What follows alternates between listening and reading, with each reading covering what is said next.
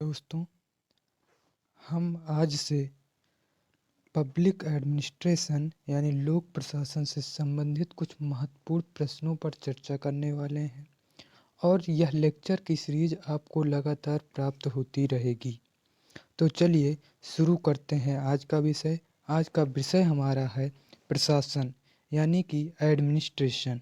ठीक, यह लैटिन भाषा के शब्द एडमिनिस्ट्रेर से मिलकर बना है, जिसमें कि मिनिस्ट्रेर ही लैटिन भाषा का शब्द है, जिसमें मिनिस्ट्रेर का अभिप्राय कार्यों को व्यवस्थित करने से है, देखभाल करने से है एवं सेवा प्रदान करने से है। किसी सामान्य उद्देश्य को लेकर विभिन्न व्यक्तियों द्वारा किया गया सामूहिक प्रयास प्रशासन कहलाता है। यदि आपसे कोई पूछता है प्रशासन क्या है, तो आपको केवल 3 शब्द याद रखने हैं।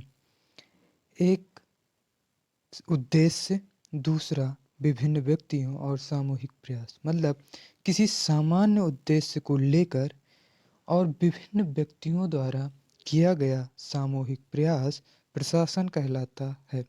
ये आप कहीं पर भी लिख भी सकते हैं नॉर्मल वे में। और बाकी आपको अगली परिभाषा एक राइट लूथर गुलिक के अनुसार प्रशासन की परिभाषा होती है।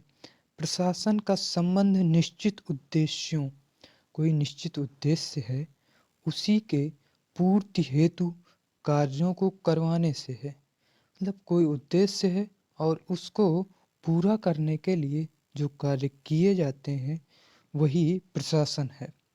प्रशासन की विशेषताओं पर चर्चा करें। प्रशासन एक सार्वभौमिक प्रक्रिया है। कैसी प्रक्रिया है? सार्वभौमिक। ठीक, यूनिवर्सल। उसके बाद प्रशासन कितने प्रकार के होते हैं? तो प्रशासन हमारा 2 प्रकार का होता है। पहला लोक प्रशासन और दूसरा निजी प्रशासन। प्रशासन में कुछ निश्चित उद्देश्यों को लेकर विभिन्न व्यक्तियों द्वारा सामूहिक प्रयास किया जाता है। इसको आप विशेषता में भी लिख सकते हैं।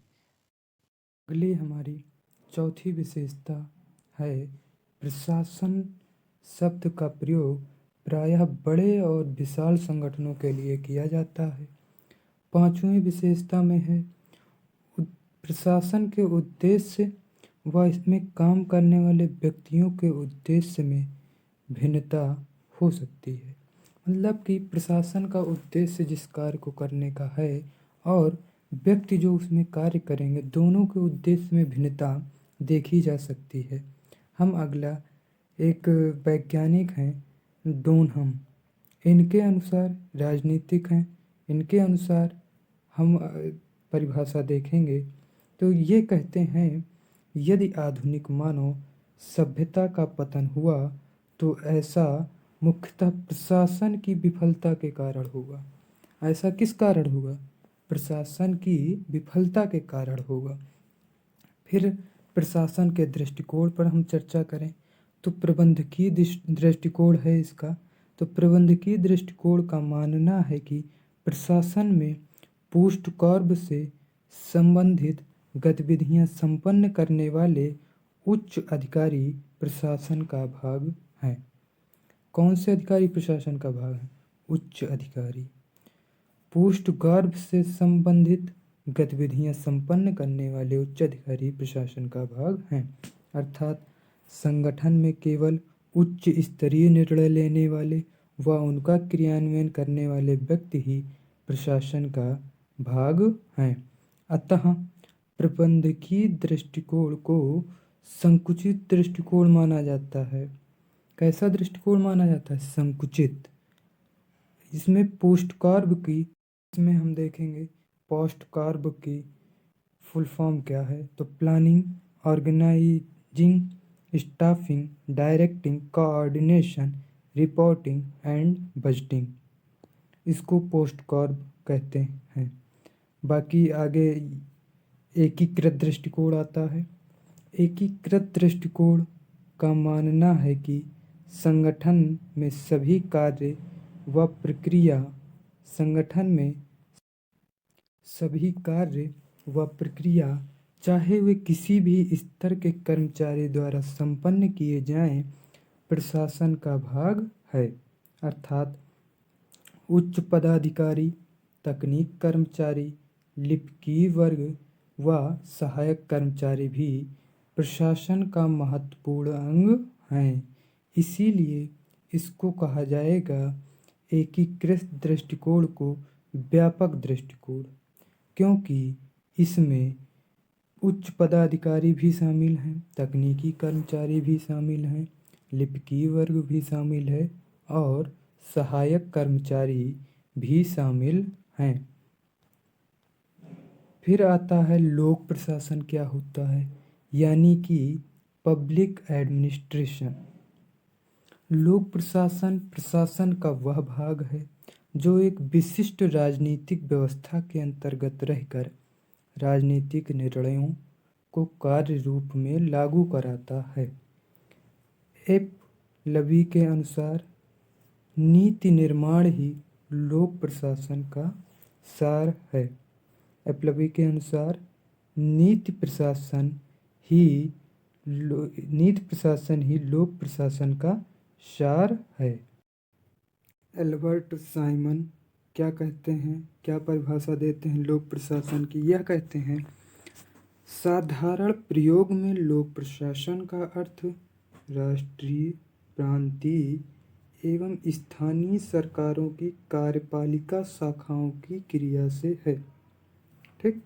फिर आते हैं फिफ्नर महोदय। फिफ्नर के अनुसार सरकार का कार्य करना ही लोक प्रशासन है, चाहे वह स्वास्थ्य प्रयोगशाला में एक्सरे मशीन का संचालन हो या टकसाल में सिक्के डालना।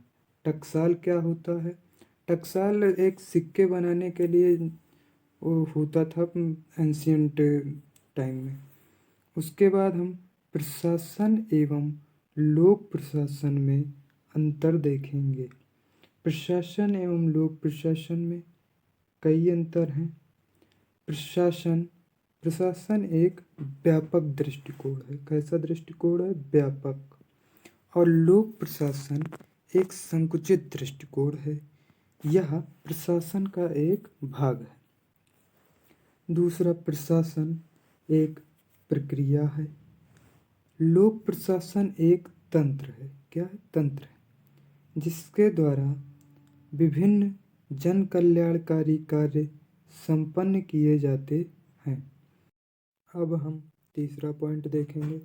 इसका संबंध, प्रशासन का संबंध विभिन्न लोगों से कार्य करवाने से है, जबकि लोक प्रशासन का संबंध द्व्यर्थी है, यानी विषय तंत्र से इसका संबंध है। चौथा पॉइंट, प्रशासन किसी सामान्य उद्देश्य को लेकर विभिन्न व्यक्तियों द्वारा किया गया सामूहिक प्रयास प्रशासन है। चौथा पॉइंट में लोक प्रशासन प्रशासन का वह भाग है जो एक विशिष्ट राजनीतिक व्यवस्था के अंतर्गत रहकर राजनीतिक निर्णयों का कार्य रूप में लागू करता है। अब हम आगे देखेंगे शासन और लोक प्रशासन में अंतर। शासन का संबंध सीधे सरकार से है।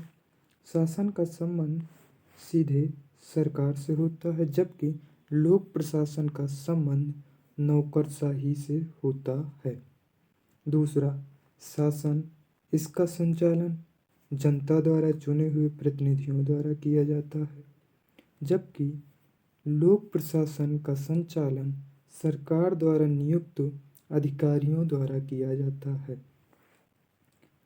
तीसरा, शासन निर्देश संविधान से प्राप्त करता है, निर्देश जो है, जबकि लोक प्रशासन सरकार से निर्देशन पर कार्य करते हैं, मतलब मंत्री वगैरह के निर्देशन पर कार्य करेंगे। चौथा, यह जनता के प्रति उत्तरदायी है शासन, अतः इन्हें जनसेवक कहा जाता है। शासन जो है, शासन में शासनकर्ता जो है, मतलब जो मंत्री भी होंगे, विधायक होंगे, यह सभी किसके प्रति उत्तरदायी हैं? जनता के प्रति।